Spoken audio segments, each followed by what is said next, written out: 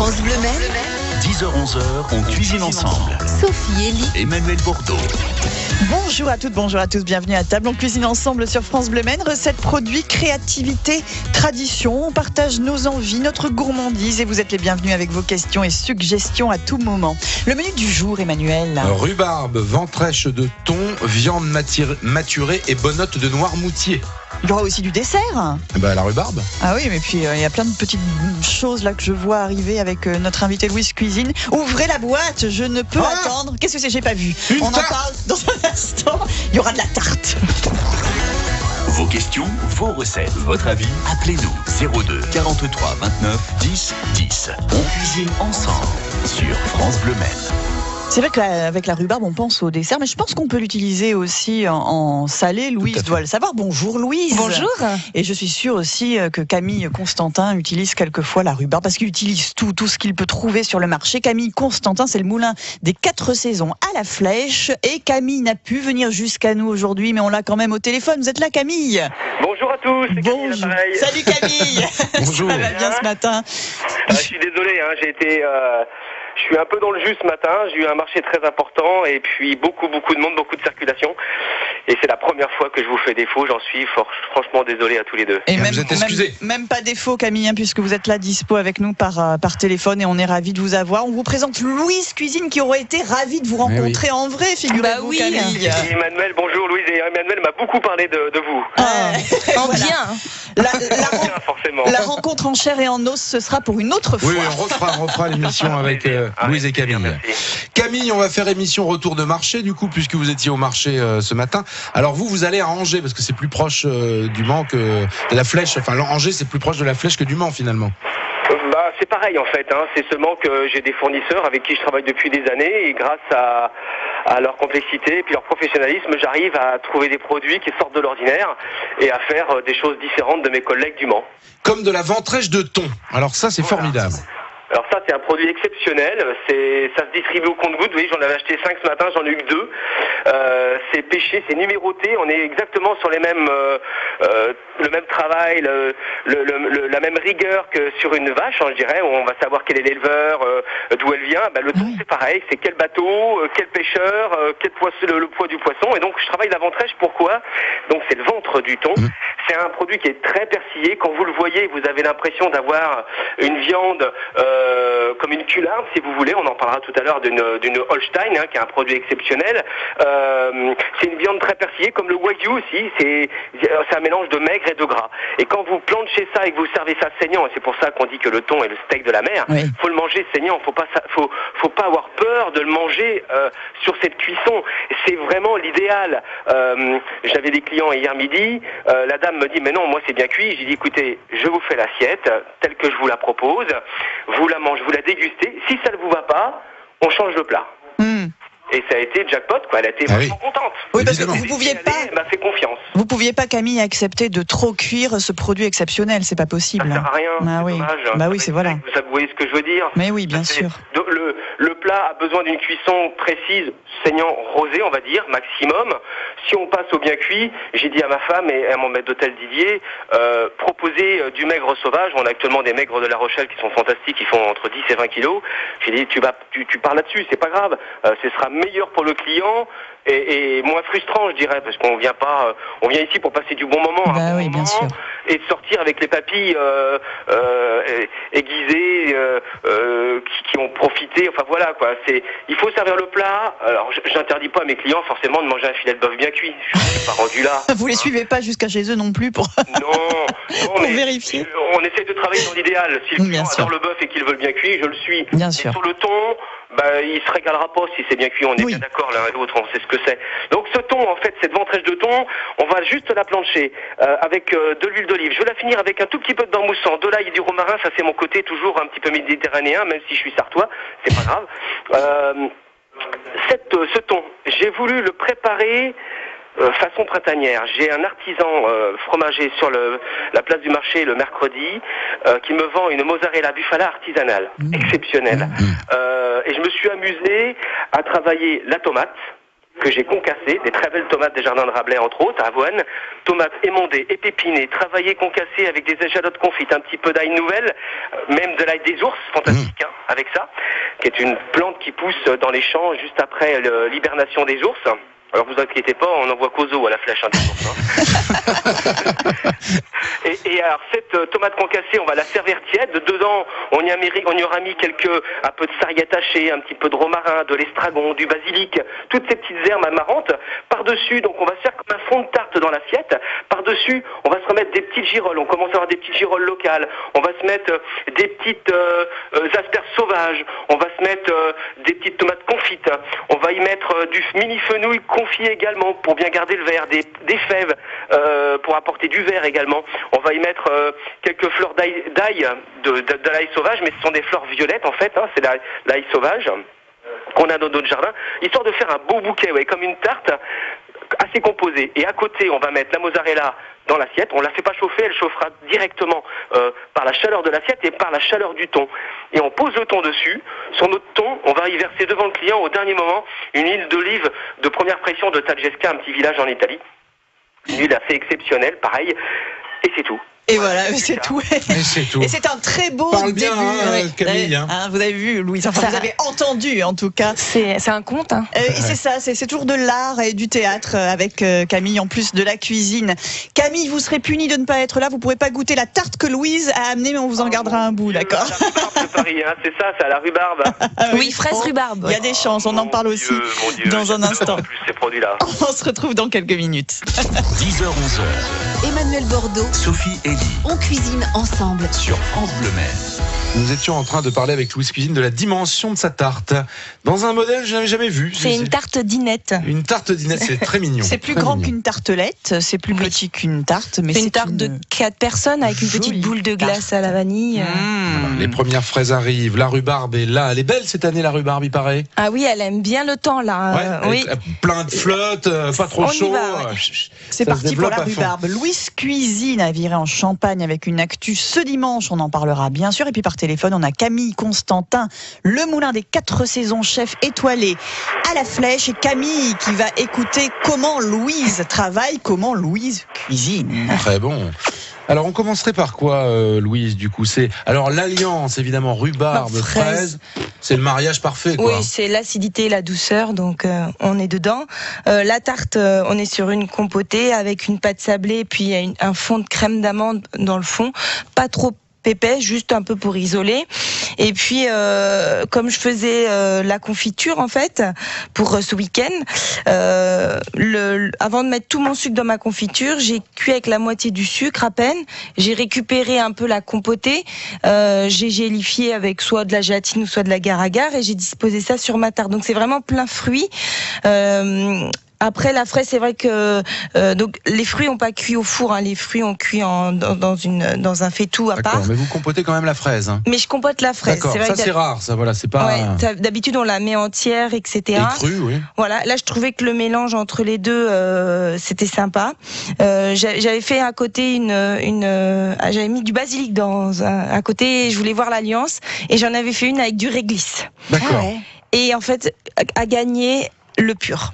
d'accord, nature. Voilà, nature. Tout simplement. On Ouais. n'ajoute rien. On n'ajoute rien. Ouais, pour qu'on puisse avoir vraiment les deux goûts, quoi. Voilà. Parce qu'une fois que le basilic, ça va venir masquer un peu. Un peu trop le goût. on sait pas si on mange de Sinon, la fraise fraise, ou de la- basilic, c'est très bon. Oui. C'est vrai que. Mais voilà. Et la réglisse, c'est bon, mais sans la fraise. Que réglisse, rhubarbe ensemble. Ah ça marche aussi. Ça marche bien. réglisse, Ouais. rhubarbe.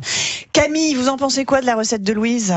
Écoutez, moi je trouve ça très intelligent et elle a tout à fait raison. Je vous suis d'ailleurs tous les trois parce que vous avez les mêmes pensées.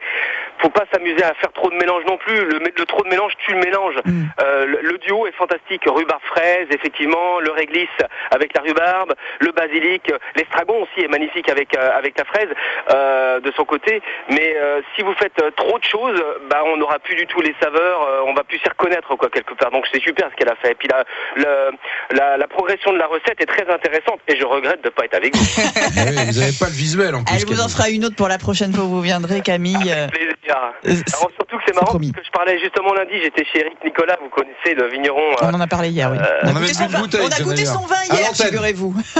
C'est vrai. Oui, Ouais. tout à fait. Eric, on faisait une dégustation, on a dit, avec mon épouse et une autre personne chez eux, avec sa charmante épouse et son fils d'ailleurs, qui a de larges épaules et qui commence vraiment à bien connaître le taf. Eh bien, on parlait justement de la rhubarbe sur un de ces vins qui pourrait très bien aller.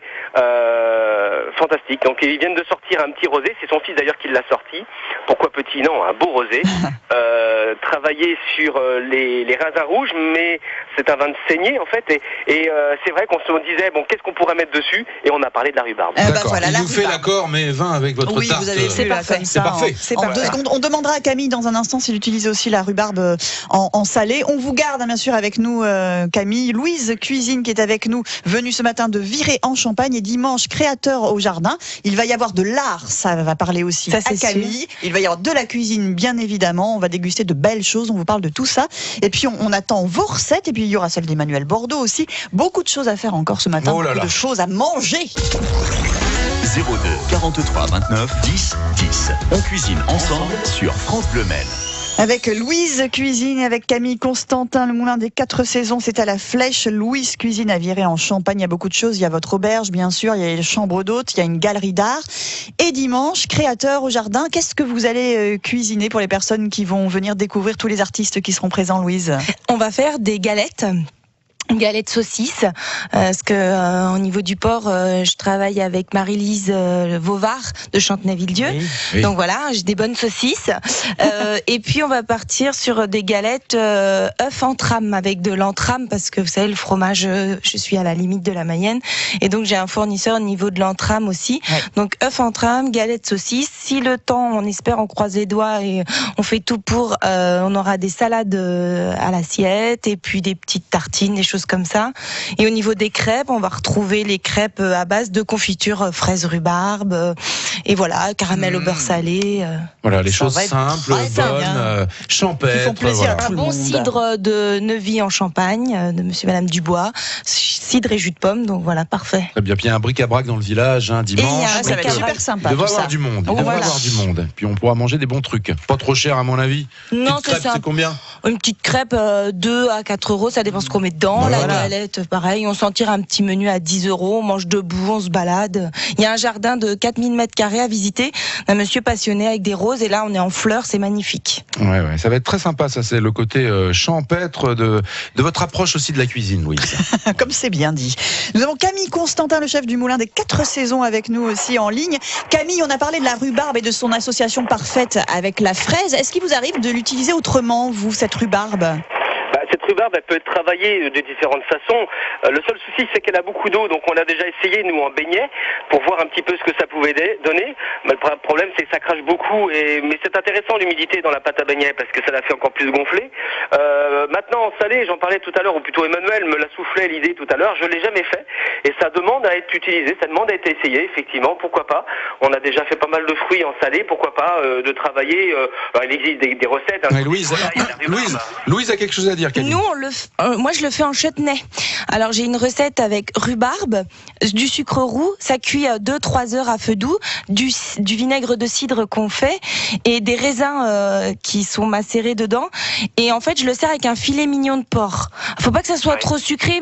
Je mets comme le vinaigre de cidre compense, ça rapporte de Vous l'acidité. mettez pas d'oignon dans votre chutney là. Non, pas d'oignon. Par contre, le filet mignon cuit avec D'accord. des aromates, de l'oignon. Et après, vous le badigeonnez avec. Non, au début on le cuisait tout en même temps, et il n'y avait pas une bonne tenue de tout ça. Et en fait, on le sert une petite sauce à côté, une compotée à côté du filet mignon de porc, c'est sympa. J'ai remarqué une chose, Emmanuel, souvent quand on dit est-ce que quelqu'un a déjà fait ça, il y a Pascal Tomré qui dit oui, moi je l'ai Il est là. fait. Bonjour, Pascal. Tomré, notre charcutier du marché, notamment des Jacobins. Bonjour Louise. Bonjour. Salut Pascal. Bonjour. Je sais pas s'il est encore avec vous en ligne. Si, il est là, Camille aussi, oui. Je suis là, je vous écoute. Bonjour Pascal. J'ai une petite recette. Alors, c'est une recette que j'ai un petit peu travaillée parce que l'idée de base est de monsieur Jérôme Lair. Du tablier de Jaurès. Oui. Oui, je vous entends mal. Hein. Non, mais on vous entend bien. Allez-y, Pascal. Donc, c'est une petite recette. Je fais des petites verrines avec de la rhubarbe, mais salée. C'est-à-dire, je fais fondre ma rhubarbe, je la sale légèrement. Dedans, je mets des tout petits dés de chorizo, mais vraiment légers. Et je mets ça dans des petites verrines avec par-dessus, je mets des chips de chorizo et par-dessus, j'amène de l'oignon rouge, mais cuit, sucré. D'accord. Donc vous avez le côté salé de la rhubarbe, le côté sucré de l'oignon rouge, et avec le chips de chorizo, et c'est vraiment une tuerie. Très bien, ça. Voilà comment on peut la travailler éventuellement, cette Je peux rhubarbe. demander un conseil à Louise? Oui. J'ai fait une compote de rhubarbe ce matin, donc je l'ai légèrement sucrée. La semaine dernière, j'ai fait une tarte avec, mais j'avais mis de la crème pâtissière, un petit peu d'œuf, de la crème liquide, j'avais mis de la noix de coco, mais je trouvais ça un petit peu trop compact. Là, je veux refaire une tarte à la rhubarbe, qu'est-ce que je peux mettre dedans? Il y a la crème d'amande, mais c'est un classique. L'appareil à crème prise qu'on peut mettre comme dans une quiche, ça apporte du moelleux, c'est plus léger. Alors moi je le fais avec des pommes, donc je mets du calvados, mais je mets pour une bonne tarte, je mets 200 grammes de crème liquide, je mets 2 œufs, 100 grammes de sucre, 50 grammes de beurre fondu demi-sel, je fouette tout ça, et après je mets du calvados. Alors avec la rhubarbe, faudrait trouver un petit Je alcool. vais mettre du réglisse, votre idée avec le réglisse me tente bien. Bah ouais, c'est sympa ça. Mais j'en mets combien de réglisse? Vous savez, moi j'utilise de l'anthracite, c'est ça? La bouteille concentrée, mais il faut une... Anthésite. Anthésite, pardon. c'est Ouais, ça, pardon. 2 cuillères à café, hein, pas plus. Ouais, dans l'appareil à crème prise. Et après, faut quand même cuire la rhubarbe un petit peu avant, mais pas trop parce que ça tombe vite en purée. Et après, on verse l'appareil dessus. Ça, c'est sympa. D'accord. Voilà. C'est classique avec la petite pointe en plus Et réglisse. c'est vrai que qui peut être sympa, c'est pas compact comme une crème d'amande un peu lourde, quoi. Vous essayez ça, mon cher Pascal. Camille reste avec nous. Louise cuisine. On va attaquer le bœuf et la bonotte de Noirmoutier dans un instant. Allez. 10h-11h, Emmanuel Bordeaux, Sophie et Lee on cuisine ensemble. sur France Bleu Maine. Alors là, c'est complètement invraisemblable. J'avais Camille Constantin tout à l'heure au téléphone qui me dit « Tu connais la Holstein ?» Alors je dis bah oui, je connais la prime Holstein, cette vache pisseuse de lait qu'on retrouve. Voilà, le steak à bas prix généralement c'est une Holstein qui a fini sa carrière de laitière. Pauvre bête. Et là Camille me dit mais attention, c'est pas n'importe quelle Holstein, une Holstein qui va être maturée et ça donne une viande formidable. J'étais étonné Camille parce que je me suis dit il va me parler de vache chalaire, il va me parler de rouge des prés, il va me parler de toutes ces belles races à viande. Race à viande et là voilà. non. Eh ben non. Alors qu'est-ce qui vous arrive Camille? Déjà, on l'a plus. Déjà, on l'a plus. Alors voilà, qu'est-ce qui lui arrive? Il veut pas répondre. Je crois que Camille ne veut pas répondre à cette question. Ah si, alors en fait, moi je suis toujours très curieux, vous le savez, de travailler des choses qui sont un petit peu, qui sortent de l'ordinaire. Oui. Et là, je suis sur une viande française, bien entendu, une Holstein. Tu en as parlé, cette Holstein, quand mon boucher m'en a parlé, je lui dis, attends, je peux pas mettre ça à ma carte. Mais oui. C'est de la viande qui est vendue à bas prix pour faire des steaks hachés ou des produits, dans des restaurants, dans des chaînes, on va dire, hein, voilà, on va pas citer de nom, et il m'a dit, attends Camille, c'est de la cularde en Holstein, je te la fais maturer 80 jours, et on a des produits exceptionnels. Donc là-dessus, forcément j'en ai pris, et j'ai essayé, et je suis vraiment convaincu de mon produit. C'est un produit exceptionnel, on a un persillé fantastique, on a l'impression d'avoir une très belle charolaise, hein, ou une très belle limousine, ou une très belle rouge des prés, alias Ménanjou, devant nous, et au niveau des saveurs, je vous dis pas, c'est exceptionnel. D'accord, mais oui, c'est la maturation qui fait ça, et puis ce sont des bêtes sélectionnées quand même, hein, Camille. Ce sont des sélectionnés à la naissance, par des métayers, des marchands de bestiaux, et y a rien à dire, quoi. C'est un produit. Ce qui est dommage, tu vois, c'est que tu puisses pas faire visionner ça. Si tu peux le faire visionner. Emmanuel, via votre Facebook, je vais te l'envoyer. D'accord. Je vais te l'envoyer avec son étiquette et tu pourras le mettre sur Facebook et les gens pourront voir que effectivement dans certaines viandes comme la Holstein, qui sont pas des viandes au premier abord exceptionnelles parce que elles ont un rôle, la Holstein c'est de faire du lait, eh bien on réussit quand même sur on va dire 10-15% maximum d'avoir des produits qui sont exceptionnels. Voilà, on va servir ça avec des bonottes de Noirmoutier. Oui. Ça c'est bon, Louise. C'est la saison de la bonotte de Noirmoutier. On les a confits avec un peu de graisse de canard, de foie gras de canard et de beurre, avec de l'ail, du romarin. On y a mis un peu de sarriette. Et donc ces bonottes vont être cuites avec la peau. Hein. Oui. Et ensuite, une fois qu'elles sont confites, on va les éplucher et on va les servir avec notre Holstein. Et en sauce, on va se faire un petit jus de veau bien réduit, accompagné de lardons d'anguille fumée. Ouais. Et le lardon d'anguille fumée, alors faut pas penser, même pour les gens qui aiment pas l'anguille, encore une fois, il faut sortir ça de la tête. Le but du jeu, c'est d'apporter ce petit goût de fumée que le lardon ne pourra pas nous donner, que seule l'anguille pourra nous donner. Et ça, c'est franchement exceptionnel. Le mariage est divin. Eh ben bravo pour cette recette. Alors ça c'est étonnant, fallait le trouver aussi. Imaginez voilà se servir un peu d'anguilles fumées. Ce sont des grosses anguilles, hein. Voilà, et on met ça dans une sauce. Moi je trouve ça magnifique. C'est pas mal ça. Ouais, c'est Louise pas mal. aussi, hein. Alors, merci mon cher Camille. Moi je croque un morceau de la tarte de Louise pendant qu'Emmanuel va nous donner une petite recette rapide. Voilà, on va libérer peut-être Camille ou il reste avec nous. Il peut rester avec nous Camille ou Oui, là, je reste encore avec vous. D'accord, c'est parfait. Il est en train de faire la cuisine en même temps, il n'y a pas de problème. Alors la bonotte, moi je l'aime toute simple, mais alors là avec la graisse de canard de foie gras, ça doit être superbe. Ouais. Mais alors je vais essayer de la cuire à l'eau. Alors ça me fait bizarre de cuire la bonotte à l'eau. Ça fait des années que je résiste, mais je vais me lancer, voilà. Donc ce qu'on fait, c'est que les bonottes, ça se lave presque pas même. On va les mettre éventuellement dans un torchon avec du gros sel, et puis on va les frotter comme ça pour enlever éventuellement un peu de terre, un peu d'excédent de peau. Mais il faut garder la peau parce que c'est ça qui va donner aussi le goût.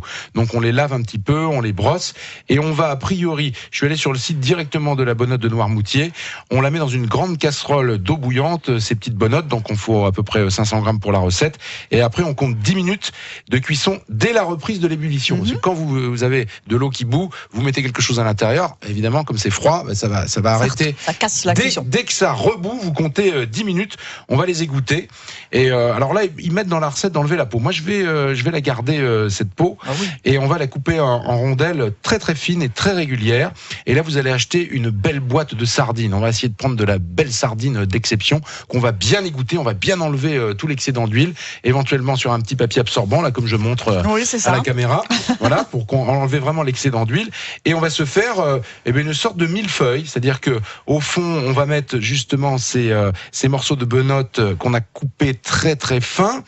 On va mettre des sardines et on recommence, voyez-vous, on fait un petit millefeuille comme ça, et puis on va faire une petite sauce très simple.